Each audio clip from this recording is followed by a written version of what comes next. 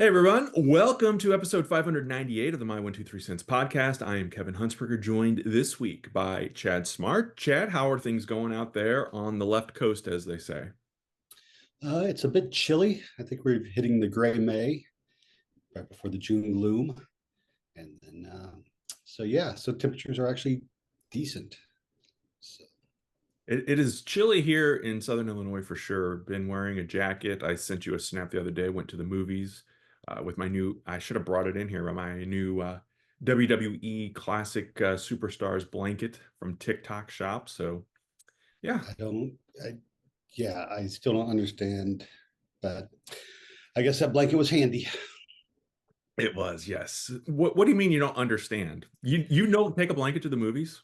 No, We even take blanket in the summer because they keep the air turned on. I want to know, people out there, do you take a blanket when you go to the movies? Because here, and I'm sure you've got it too, where you can relax or recline the seats yeah. and all that. So yeah, it's a I mean, whole. I guess it is more. Excuse me. Um, the last time I was in a Southern Illinois theater, they did not have reclining seats. Oh, So well, maybe it is different, but yeah, and I have seen people take blankets in. I just think you're weird. well, you can also Wear a coat. hide your food that way too. So Um, not that I bring outside food in, but if I were, then I could do that. So. But this week, we're going to talk about tag team wrestling, specifically, though, the death of tag team wrestling, and go over some memories, some highlights, some fun.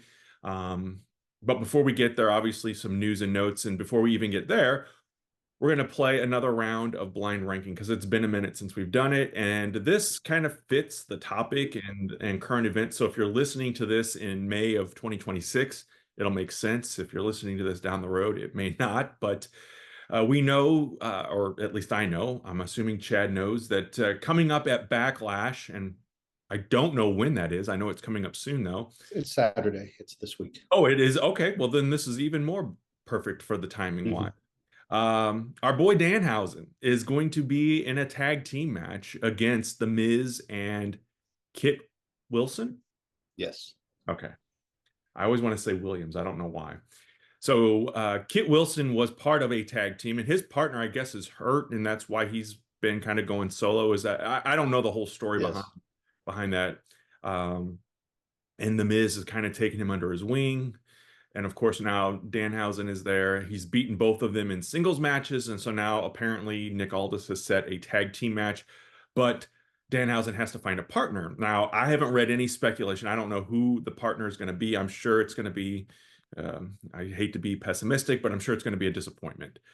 At least a disappointment compared to the five potential partners that I want Chad to blind rank today for Danhausen. So, if Okay. you could pick Danhausen's partner from these five, Chad, from number one being the most you would like to see this partner to number five, the least that you'd like to see this partner, let me know. So, up first, he was just recently involved in the Sandman's retirement match, and that is the Invisible Man. If WWE brought that in, that's a one. That is, I will, I will fork down the $30 for ESPN if they put the Invisible Man in there. Almost like when Vince or with Shawn Michaels had it God, with God. Yeah. yeah. Number two, he is currently the WWE Heavyweight Champion, but his alter ego, Stardust. I was going to mention Stardust. So I'm going to put him. I'll put him at three. Oh, okay. Up next, a blast from the past, one of my favorites back in the mid 90s, and that is Doink the Clown. Hmm. See, I think that would depend on who's under the makeup, Mm. you know, because it could be. You remember when Chris Jericho was Doink? Oh, yes, yes. It could be. I mean, granted, Miz and Kit Wilson are not um, top level superstars to start a new feud with, but Doink, I'm going to go four. Okay. Unless we got double Doink, and then There you go. Next up, someone that you have met in what if it person. was Doinkhausen? There you go. The Doinkhausen. combination. Yeah. I like it. I like it. This is another superstar who is been known to put a curse or two on, and that is Papa Shango.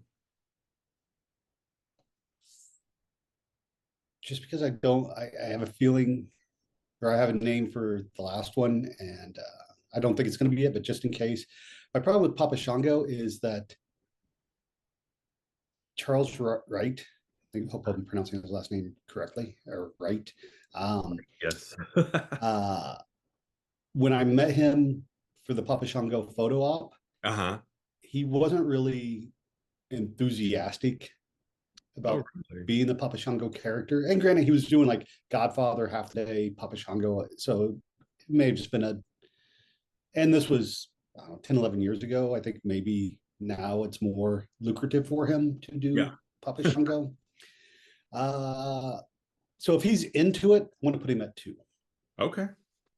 Well, I promise you that you're it's who I have last is not who you're thinking, but we'll get who you were thinking after Okay. we rank. Well, I guess he would be automatically number five, and that is our boy. We've both had an opportunity to meet him, Archibald. Mm. Well, since he works for AEW, I know it's not going to be Archie. Um, Well, I technically, think, Doink is dead, so yeah. Hey, I saw a show once with two Boinks, and neither one of them were. Uh, that is true. yeah. Also, the son of Abdullah the Butcher, but billed as Abdullah. Well, remember George And, the Little Steel Jr. and Matt Michaels, Sean's brother. Man, that was a terrible indie show I saw. Um, uh, I wish I was kidding. Uh, but Archie, Has he done anything on camera for AEW?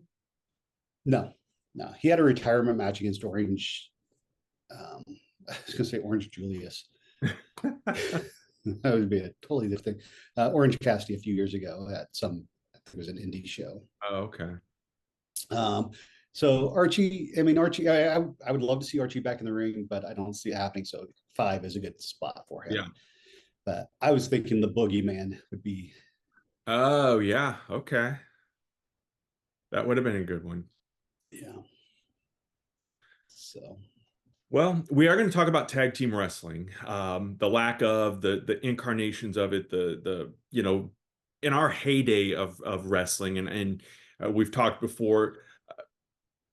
We were both fans of all products, and this kind of ties in with the other topic of wrestling fatigue that I wanted to talk about as well. And eventually, we'll do a more in-depth episode of that. But it seemed like the territories, back then, I think there were still territories I considered like world class in the UWF and to an extent even the AWA, even though they were a bit more global than those other companies. But they all had premier tag team wrestlers that you put those combinations together and they worked. JCP, for example, the Rock and Roll Express, the Andersons, the eventually Tully and Arn, the Midnight Express, the Russians. The WWF had the British Bulldogs and the Hart Foundation, so we know that back in the heyday of the 80s, tag team wrestling got a lot of love and attention. And I feel like through the years, it has gone down. And I dare to say, with the new releases of 2026, right after WrestleMania, several top tier tag teams went away, and I can't believe I failed to mention probably one on a lot of teams, and that is the Road Warriors, Hawk and Animal, the Legion of Doom. If you're watching, I'm holding up a Road Warrior t-shirt that Chad sent a while back. This is a brand new shirt, never been worn, and we're going to give this away this week on the podcast. So just to be qualified, it's an extra large, so you know what you're getting into. But share this week's podcast, and as you do, let us know who your favorite tag team of all time is. I did a Mount Rushmore Monday last week on this very topic, and I'm sorry, the Road Warriors, I'm looking at Hawk and Animal here. The British Bulldogs over my shoulder are my all-time favorite tag team still, but I had the New Day and their Bootios on my list, and Chad, recently, the New Day among those gone from WWE, but I want to ask you real quick, who's your Oh, all-time favorite tag team? Were you a tag team guy in general? Yeah, I mean, I enjoy tag team wrestling. You put me on the spot. I should have thought about this. Actually, I was thinking the other day. I'd say probably as a kid, the British Bulldogs, Uh-huh. my favorite. Modern day, um, I'm sure there's a Chikara team that I should be thinking of that I The should put in Fury? here. I mean, the Pateri were good, but I'd probably, well, I mean, they're more of a trios, but I would say the Colony, obviously, for being Yeah. great. Um, but yeah, I think, and we'll, I'll expand on this a little bit more, but when it comes to WWE specifically, like tag team seems to be an afterthought, like just Right. barely above the IC title Yeah. in a lot of cases. And I know WrestleMania 39 night one was main evented by a tag team match. WrestleMania 40 um, was also headlined by a tag team match night one. Yeah. But I think those are special circumstances where Right. the long going story, like, I should have looked it up. I'm trying to think how long between WrestleMania appearances the tag team titles, appeared, because I believe was it last year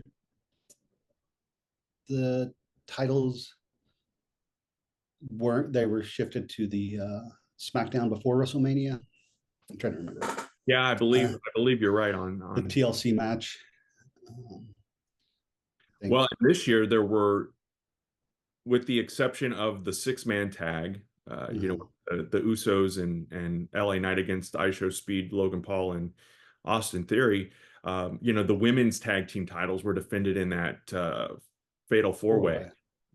But I don't think there were any. I know the other tag team titles weren't defended by R-Truth Yeah. and Damian Priest, and we'll get into more of that kind of circumstance as well. But yeah, there were no, not even the specialty tag. Obviously the very Mm. first WrestleMania was anchored, built on a tag team match of Hulk Hogan and Mr. T against Mm. Roddy Piper and Mr. Wonderful Paul Orndorff. So obviously it was important there in that scenario to kind of kick this whole thing off because of adding that celebrity element, and really through the years, we got all kind, WrestleMania 3 had all kinds of tag team matches on it. And ironically, though, the tag team titles weren't defended at that year's event either. But it just feels like with WWE specifically, and I want to get some insight and some in depth from the AEW perspective too, because when I think of Mm. AEW, tag teams, really FTR and the Young Bucks Mm-hmm. feel like, at least from a very casual social media observer, are the focus of the tag team division there. And I know Edge and Cope have kind of been in and out, and I guess they're And back. Cope and Christian too. What did I say? Did I Edge say and Edge and Cope. Cope? Yeah. Yeah, Cope and Christian. Sorry. Um, what is the tag team situation like? Jurassic Express was there, but I think Luchasaurus is hurt again, isn't he? Yeah, I believe he's hurt. Last night on Collision, as we record this, the Ass Boys just made their return. Oh, okay. Um, the I mean, you have Raponga Vice, which are not credible uh, contenders, even though Tony Schiavone will try to tell me they are. I can't tell you the last time they won a match on TV. Um, there are tag teams there, and I'm trying to rack my brain to Who are the guys with think the of 80s gimmick? the Outrunners, and they've kind of disappeared. I don't know if they're in Ring of Honor now Hmm. primarily, but you have them. The Von Erichs are Mhm. in Ring of Honor. Um, But yeah, is it fair to say tag team wrestling, even there in AEW, is not what it once was in the heyday of the 80s? yeah. I mean, as far as promotion and promoted right now, I would say that that's somewhat fair. Yeah. Hmm. But better than WWE right now. Oh yeah. Oh yeah. I mean, you are guaranteed at least, and they do. I mean, unfortunately, also do a lot of trios, or Mhm. like last night on Collision, they had a 10-man tag. Because yeah, you have the Death Riders, you have the I want to say the Outlaws again, and that's not it. It's the Rascals that just came over from TNA. Yeah. So they have the tag team, but yeah, it seems, especially for the tag titles, um, like FTR is kind of like, the focus in the for the world title, the men's world title is spread out amongst 5 or 6 guys. But Hmm. the tag team seems to just be right now pretty much focused on FTR and Christian and Cope. Do you think because rosters on for both companies, and I don't know the depth of TNA's roster right now, or Ring of Honor for Mhm. that matter, but AEW and WWE both have very deep talent pools. Um, do you think that's why we get more of these multi-man or multi-person matches because we're trying to get all of this talent at least some airtime because Mhm. they're not getting the reps as we've talked about before with house shows like they used to back in the day. Yeah. And now, you have I think I snapped you the other day. I didn't realize like Keith Lee, for example, is still on the active AEW roster. And I Mm. haven't seen him do anything on social media, at least with the Yeah. company, and probably at this point At least years. 2 years. So Yeah. do you think that they kind of go to this and now with all these WWE releases over the past week or so, uh, Mhm. will AEW absorb some of that talent? Should they absorb some of that talent, or do these folks need to find other opportunities out there? All right. So take this piece by piece. Yes, I think there is that everyone has to get on the show mentality for some shows, Hmm. especially like at WrestleMania or SummerSlam. Your bigger shows. So I think that's where you get more multi-man or women tag matches, or even just fatal 4 ways, 6-pack challenges, ladder matches, whatever, to get more people on. And then as far as the releases in WWE, from my perspective, one, I don't think anybody should be signed unless there's a plan. Hmm. It should just be like, oh, these guys are available. Let's grab them. Right. As a fan, the 5 that I want to see, first one is Apollo Crews. I think, I think WrestleMania 37 was the last time he was focused for featured on WWE programming. Hmm. Um, and I was thinking about it the other day. It's probably like 12, 13 years ago. If you go back in the My 123 Cents blog days, Uha Nation, who was Apollo Cruz's indie name, was my like breakout star or star on the rise. Yeah. So I would like to see him, see if he can get back to what I saw then. Hmm. Because I mean, I haven't seen much of Apollo Cruz in the last 4 years. Right. I honestly, until they did a skit with him and Matt Cardona uh, a couple months ago, I didn't even know Apollo Crews was still with the companies. there. And I don't Yeah. mean that disrespectfully. I just, like you said, these guys don't get showcased or highlighted, Yeah. and they kind of just fade into obscurity. Yeah. And then the other ones that I want to see, which fits into this topic, are the New Day and the Motor City Machine Guns, Yeah. because I think there are the dream match scenarios. And that's the thing. It's like, do you just bring them in short term, run through a bunch of dream matches and then part ways? Or can you bring them in and do something with them? Obviously, New Day are not going to be called the New Day. Right. You're going to have to come up some tweak to the gimmick. And they're not going to have Big E. Um, you know, they wouldn't have Big E even if wasn't working with WWE. Do you think Big E will leave as a result of this, or will he stay? Because he seems to have a nice position right now on the Yeah. panel, if you will, before Mm-hmm. and after pay-per-view or PLEs. I mean, I think because his wrestling career is over, Hmm. I can't see him stepping away Yeah. and for without a reason. And that's the reason for New Day leaving, according to the news Mhm. sites, um, is TKO wanted them to take less money Yeah. after they just signed new contracts. Right. And to me, unless it's a sense of pride, you're like, no, I'm not going to take less money. I'll rather walk than Yeah. these. I think if you refuse to take the money when you're not doing much anyway, so it's somewhat easy money, Hmm. but at the same time you have to travel. You're away from your family. Like if you're going to be gone, if you're putting that effort into it, you probably want to get some compensation. Sure. I would think. Right. But if you're going to step away from it, knowing that you have another place to go, Mhm. and do the New Day want to wrestle the Young Bucks? Do they want to take on the Asper? Is there, as a wrestler, are there matches they want to have? Uh-huh. I hope so. Yeah.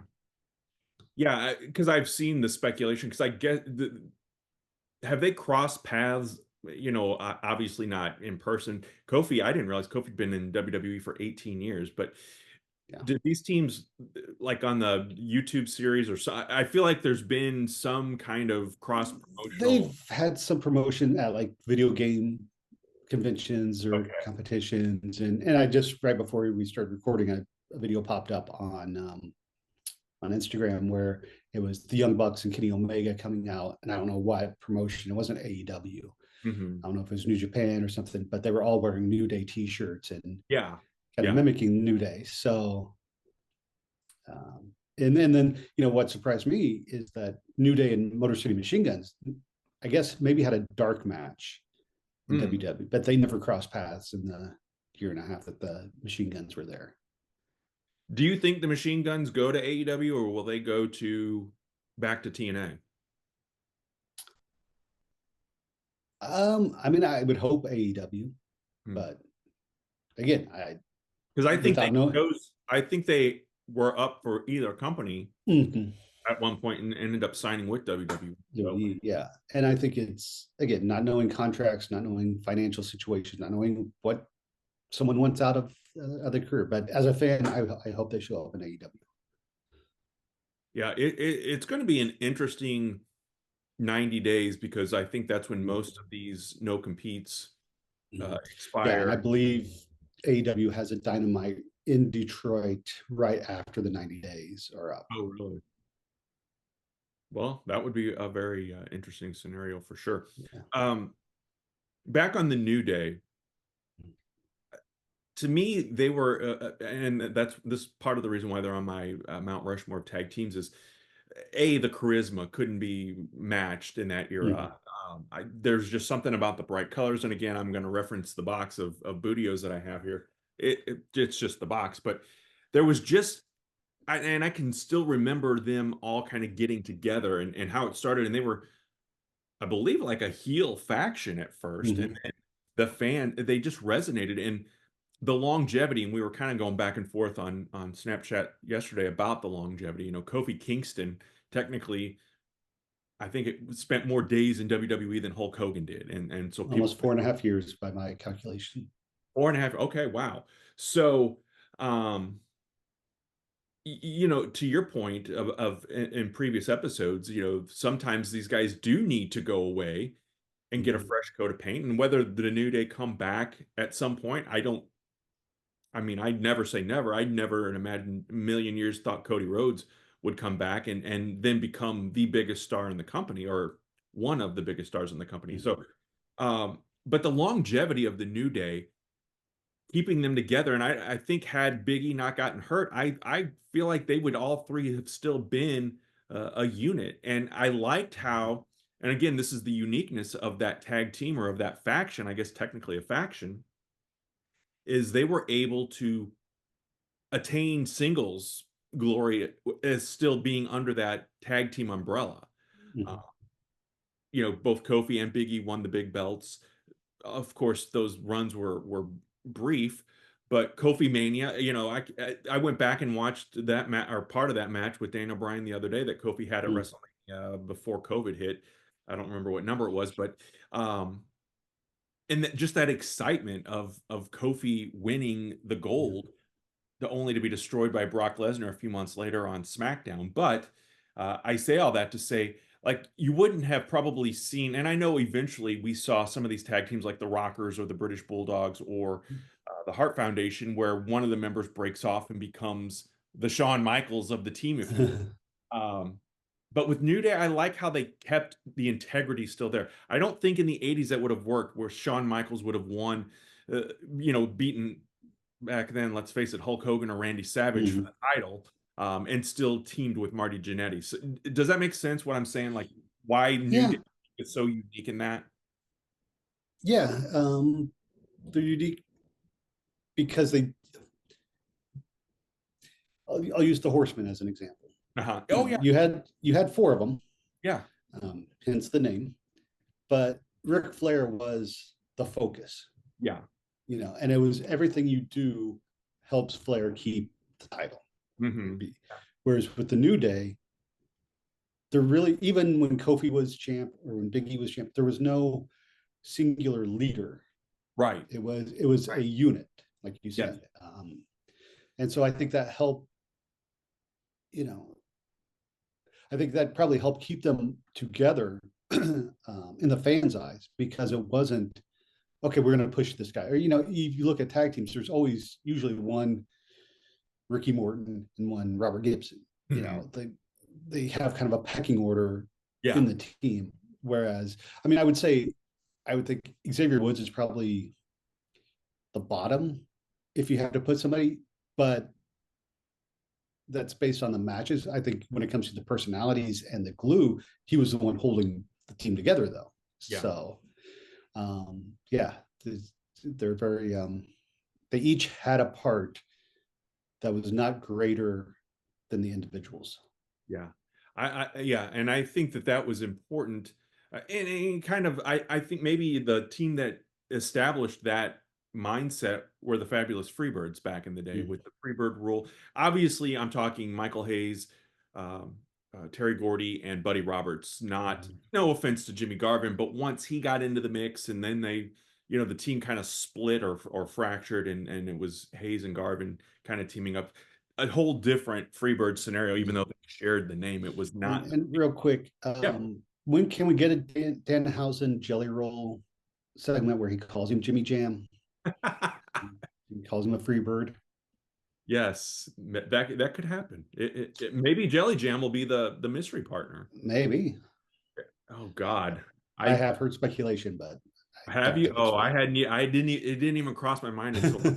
God, I hope we don't speak this into it because remember at one It was point supposed to be, yeah. it was supposed to be Jelly Jam and Cody against Randy and Pat Mac. Yeah. Wow. Okay, so. Speaking of tag teams, it could have been. Yes, yes, yes. So I loved the longevity of the New Day, but I Mm, also think, as Matt Cardona has said before, we've seen it happen with Cody, and we've seen it happen with Drew McIntyre, and of course Matt Cardona too. I don't think Matt Cardona has returned to the success that the others have returned to, but I think sometimes it's good to get away from the machine of the WWE, mm, especially now. TKO has, I don't think it's just my opinion. They have drastically gutted and changed the experience of pro wrestling or of sports entertainment. yeah. And in my opinion, to the detriment of it. But again, I'm a Mhm. 53-year-old man who is not looking at the bottom line and the business sense of it. And I get the sponsorships and I get the all of that, but I think you are slowly eroding the original focus and fun of pro wrestling for fans in the Gen X fans that are out there. Yeah. Yeah. And, I've said it before in the show, like, going back to Kofi being there, and I'm going to pull up, I sent you a thing right before we started recording, and I'm going to pull it up now so that I can have the dates. These are the longest tenured people in WWE right now. Oh yeah. Sami Zayn, Kevin Owens, and Charlotte Flair have all been there for 11 years. Seth Rollins, Roman Reigns, 12 years, and or 14 years. And Roman Reigns has been on top for the last 11 or 12. Oh wow. Sheamus has been there since 2009. The Miz has been there since 2006, 20 years. And Randy Orton's been there since 2002. Yeah. For me, especially looking at Orton and The Miz, very successful. Don't blame them at all for staying with WWE. And especially in The Miz's case, and especially now with The Miz, how much, I don't necessarily want to say better, but how more depth could his character have had he gone to Japan, Mexico, TNA. Mhm. I don't know why her quoted TNA. There's an actual company, but if you step out, and this is what I'll be curious to see with Kofi and with Xavier Woods as well, if they end up in AEW, because I think Cope had this issue his first few months is there's a difference between AEW and WWE in the wrestling style and in the crowd expectations. Yeah. And if you come in and you do, you play the hits, you play the number, go by number that you did in a WWF or WWE ring, the fans aren't going to, I mean, they're going to cheer, but they're going to be like, okay, what are you doing here? Like, Mhm. if we wanted that, we would be watching the other product. Right. Yeah. So, and I think from a wrestling standpoint, it just helps you add, like I said, depth or, um, more to your character and your style instead of just, again, hitting the five moves of doom in order. So, Yeah. I think it's very telling as well that, these guys, and again, I don't know anything about their contracts. I know that mhm, they had said something. What I had seen was that they were under contract to 2030, but TKO was restructuring it or mhm, whatever, and New Day said no thanks. yeah, Uh, it's interesting to me that they both, that solidarity. mhm, One of them very could have said, kind of go back to the acolytes with Ron Simmons and Farouk, or I'm sorry, Ron Simmons and JBL or Bradshaw at the time. I think Simmons was nearing that retirement phase of his life and was getting ready to step away anyway. And JBL then went on to become JBL and have a whole new yeah, life as champion and as a single star. But they didn't both leave together, and obviously there was a bigger age difference. I mhm, don't necessarily think it's that big of a difference, but there is an age difference, or at least a professional experience difference. But I find it interesting that Kofi and Xavier left together, kind of not unlike Naomi and Sasha Banks left mhm, as a team. But then they kind of went their separate ways once they left. Obviously, Mercedes Moné was born out of the Sasha Banks split, and mhm. Naomi left for TNA for a bit, but then came back and is back in WWE. So, do you think New Day or Woods and Kingston stay together? And I'm Mhm. wondering because wasn't Xavier was Consequences Creed in TNA. Mhm. Yeah. I'm assuming Xavier Woods and Kofi Kingston are both trademarked names, and I don't know anything about Kofi's prior experience Mhm. before coming to WWE. Do you know anything about? I don't know anything. Yeah, I know he lived in Jamaica for a yeah. while. I was gonna say, I love when the Survivor Series build and Kofi's time. I think Triple H is like, "Hey, aren't you supposed to be?" Like, I wonder if that was like a off the cuff thing, or was that part of the show? And then, of course, my favorite is the rap with the New Day and the Usos. If you haven't seen it, look it up. You know what I'm talking about I think so. with the R Which rated. just, yeah, which just makes me think about some other things that just happened in WWE, and if maybe that led to Oh the yeah, decision. yeah. Because I think he's married now, isn't he, Xavier?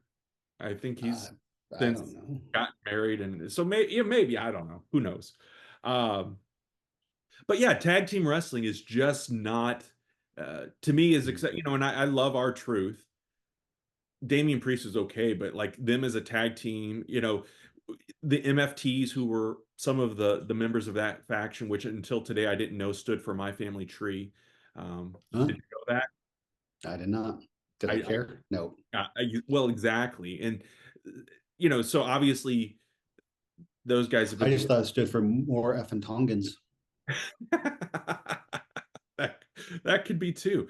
Um, the Wyatt Six, they were a tag team or a faction with Mhm. tag team players in it, and it, again, the last several years just have not felt they split the Usos up. Now they're back together, and Austin Theory and Logan Logan Paul Paul. are the tag team champions.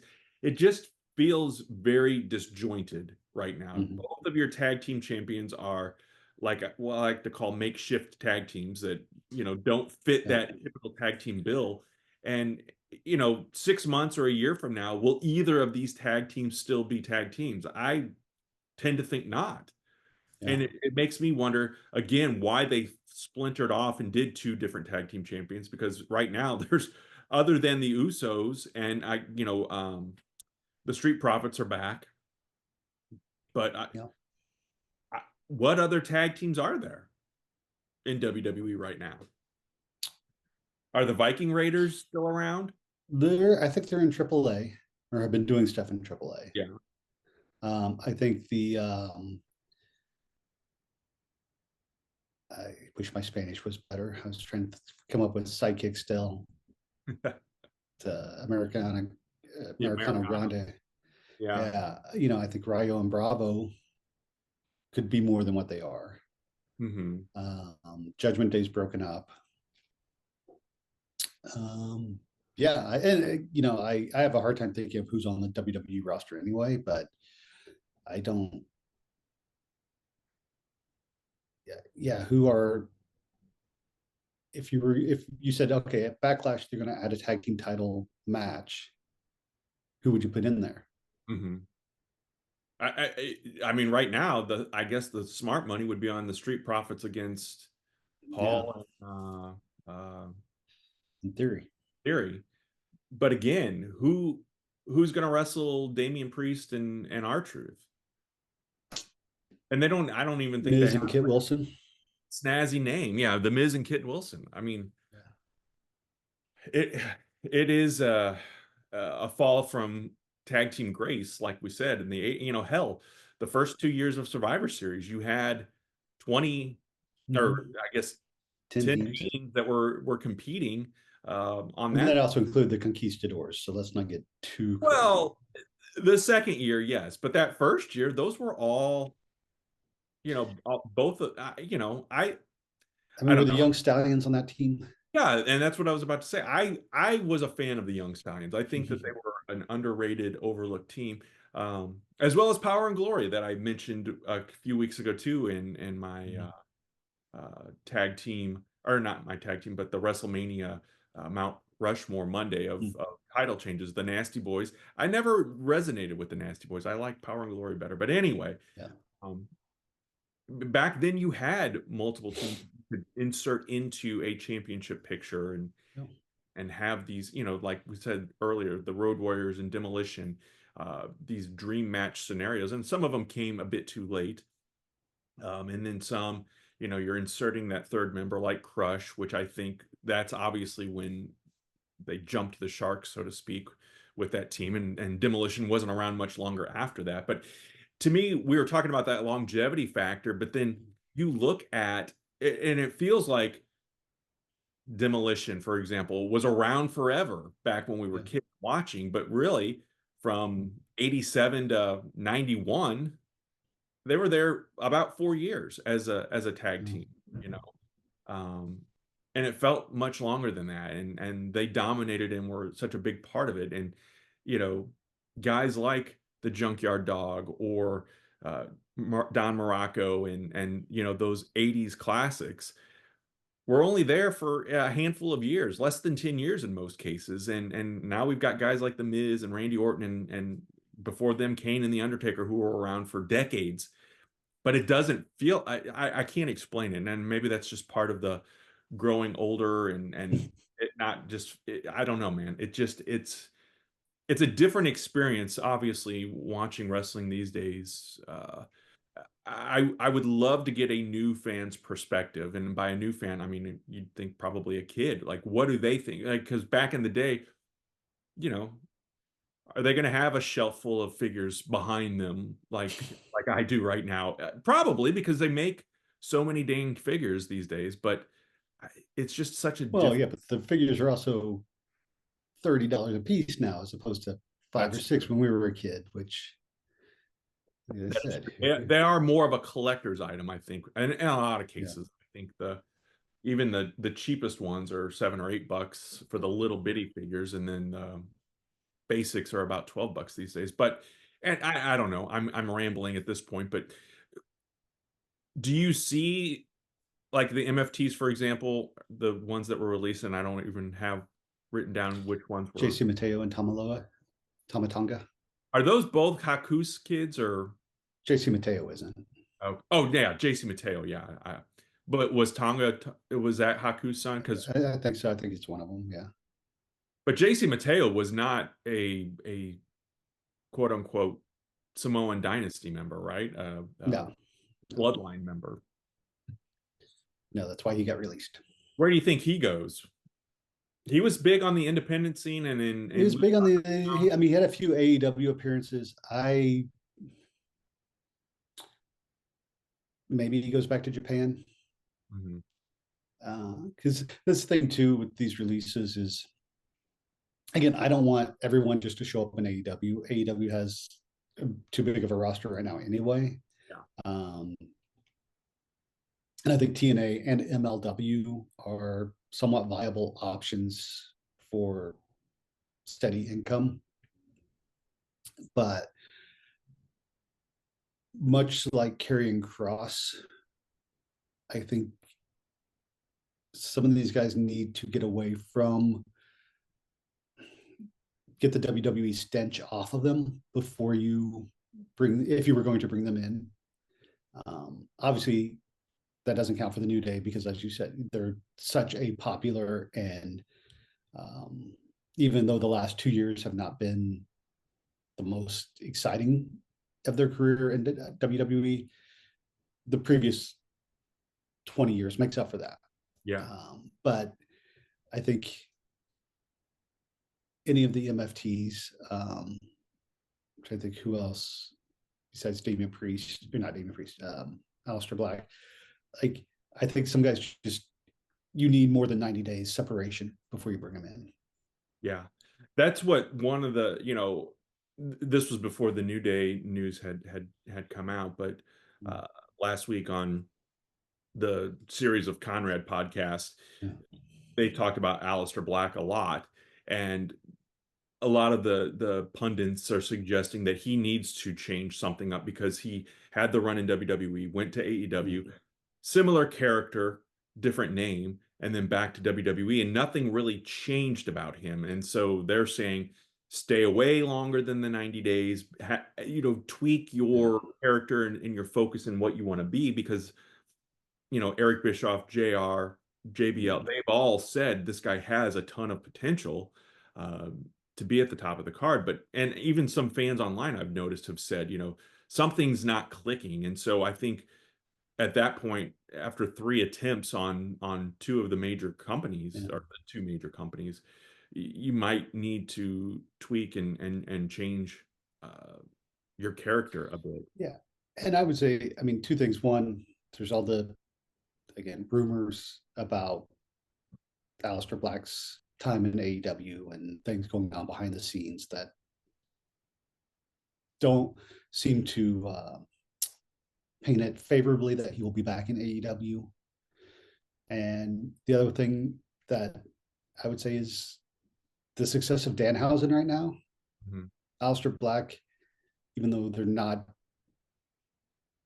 connected in any way, but if you're doing spooky, you have Danhausen, and Danhausen is very popular, Yeah, very successful. Um, very evil too. yes, but I think that in some way may change the way people look at the spookiness of Aleister Black, and probably could have been the spookiness of the Wyatt Six had they stuck around, because one is played for a lot more making fun of the tropes Mhm. of the scary. Yeah, Did you see the article that suggested that TKO may not be into the supernatural characters. stuff? Yeah, I don't. Where would Kane and the Undertaker have ended up if Right. the Well, and they company? said that's why the Undertaker is more fight Yeah, Undertaker that's the now. biker. Yeah. Speaking of Danhausen too, you mentioned the popularity. Allegedly, or I guess not allegedly, it's been reported by multiple sources. Number three merch sales over WrestleMania. Mm-hmm. I mean, I would have never, and I don't want to get into like the blame game, but like what was you watched AEW when he was there? He was one of those guys I felt like kind of sat on the sidelines like Keith Lee. What Yeah. did they just and I'm afraid WWE is going to overexpose him at some point, I think the audience will let them know. But do you think it'd be better after this tag team match at Backlash? He fades away and pops back up as we get into the fall season, where that is kind of Mm. spooky season, or is he so universally goofy that it doesn't matter if it's Halloween time when he's out there doing his thing? I don't think the time matters. I think the repetitious, Yeah. although again, this is my bias. I told you, I don't watch WWE as regularly as I used to because I feel like I only need to watch one episode a month and I see the same thing. The same people fight, the same segments are happen. Yeah. So if I see one Danhausen uh, segment where he curses somebody, I'm like, oh, okay, well, he's going to curse somebody next week too. And it's going to, Yeah. so that's my fear with Danhausen. Yeah. I think you started to ask like, what happened in AEW. And I think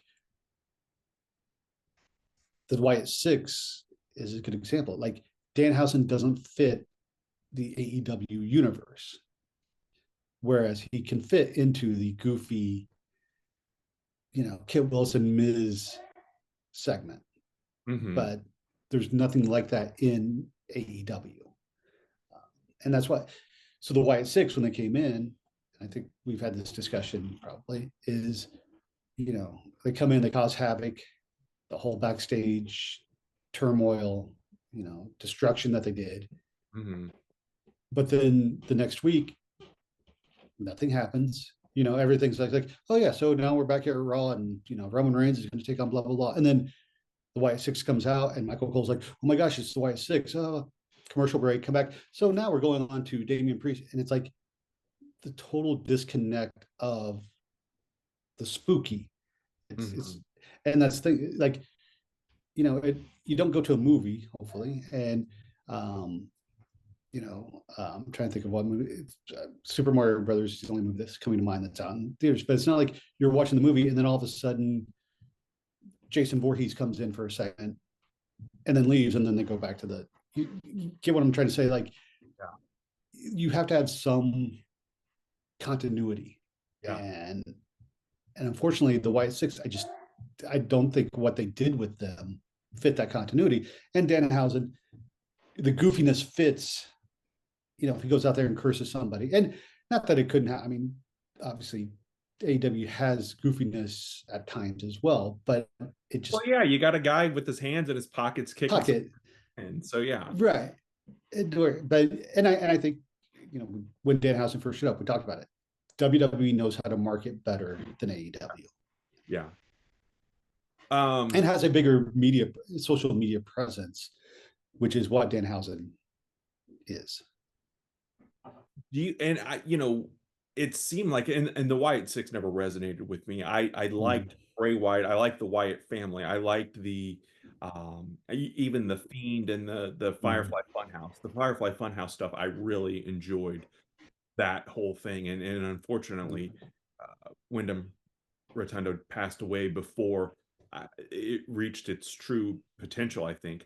mm, Uh, do you think because I felt like it kind of happened with even with Eddie Guerrero, you are the surviving relative, in this case, Bo Dallas or Uncle Howdy is the surviving relative of the bigger superstar. And I don't want to come off sounding like a douche when I say this, but yeah, was WWE just kind of putting were they trying to keep that act alive, prolong it a little bit longer, yeah, um, and came up with this one, because you're replacing one character with six now, and I get the whole uh, play on words and stuff, but was it doomed from the start because it was not the original? It was not Bray Wyatt. It was not the Wyatt family. This is even though there were some of the same players involved, but it just yeah. to me it was less than because you not only do you not have Bray Wyatt anymore, but John Huber or um, um, Brody Lee Mhm, wasn't around. Or what was he in WWE? Luke Harper. mhm. it just didn't feel the same, and but we were trying to still get that same vibe, if that makes sense. No, I think the Fiend in the later days of Bray Wyatt also didn't connect the way the original Wyatt Yeah. family did when they came in. Because when they came in, they were just swamp family Yeah. ass kickers, and Yeah. then you get the supernatural element stuff coming in. Yeah. Um, I think I would I would guess that the Wyatt Six was done one to honor Bray's legacy, Mhm. to keep the story going, and without I'll use Star Wars as an example, Mhm. although it's a terrible example. But the original Star Wars was George Lucas's vision, Mhm. and it was good. And then the last sequel trilogy was nobody's vision, and it sucked. Yeah. And that's where I feel like the Wyatt Six came to be. And we're going to disregard the prequel trilogy, which still had George Lucas, because that deflates my analogy. But I think without Bray Wyatt having input Mhm. after he created this character and created the thing, like having someone else step in and say, okay, take this and continue on what he was doing. Yeah, I don't think it It worked. it makes it a heck of a lot harder. I agree. Before we go, I do want to mention Kyrie Sane as well. Probably to me, outside of the actually, I think of that initial release list, probably the biggest surprise to me because she was still involved actively on TV as Yeah, part of the Kabuki Warriors, again another tag team that they were hinting at a meltdown and a breakup yeah. with.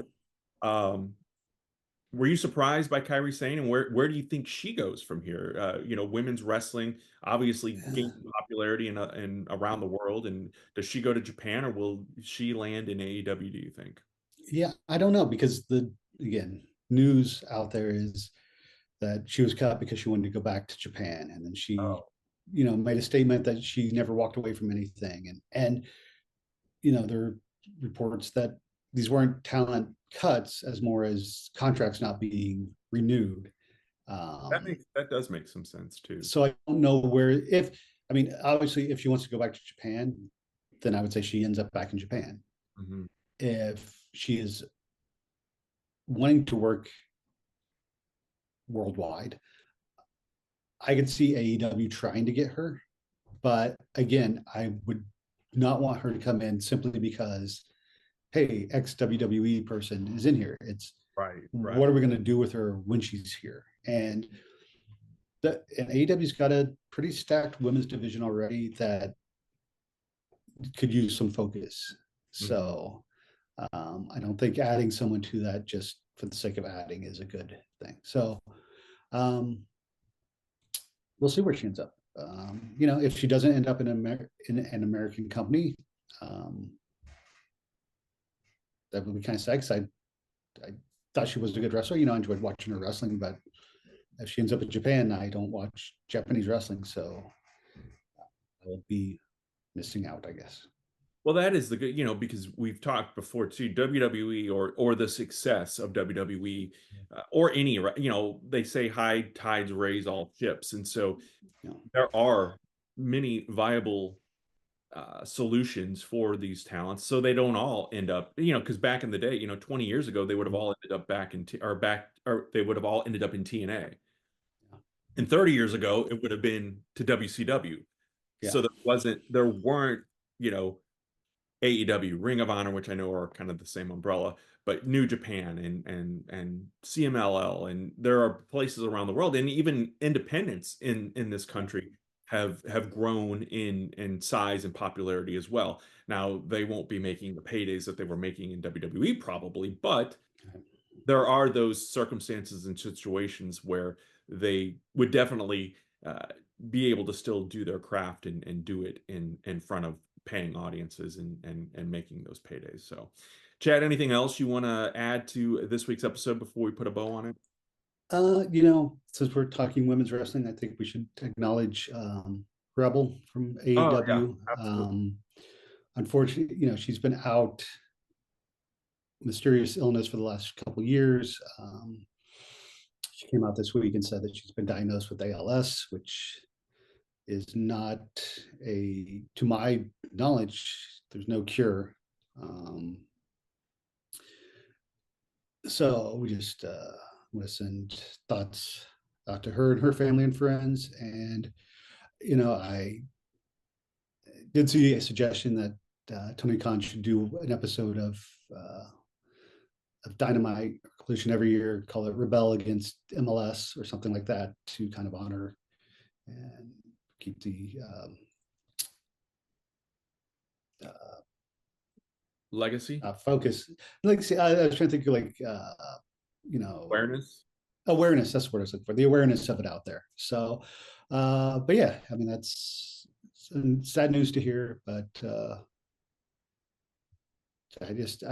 from the little that I saw of her video, I hope that she just stays positive and as much as you can. So, Yeah, and I think that that's what, when Mongo, Steve McMichael was diagnosed and was going through that, mm, Ric Flair was very active in his life and his last days as well, and sharing videos and photos and stuff. yeah.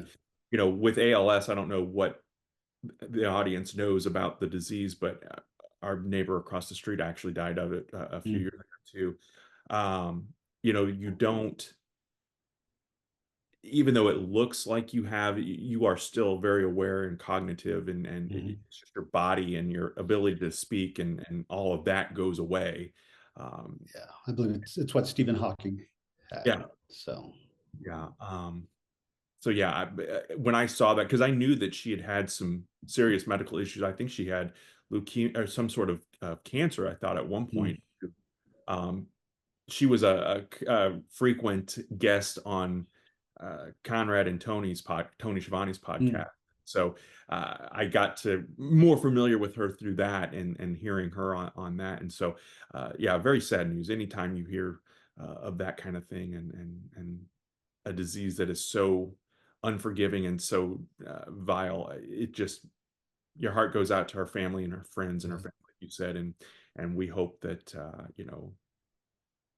she is surrounded by a support system that will care for her. Which, to try and lighten the mood that I've brought down, I know you didn't watch Collision, um, but they were in Peoria, and Oh, really? they and they did a segment where, focused on Tony and Nigel, and Tony Uh-huh. was talking about it and saying, thank you.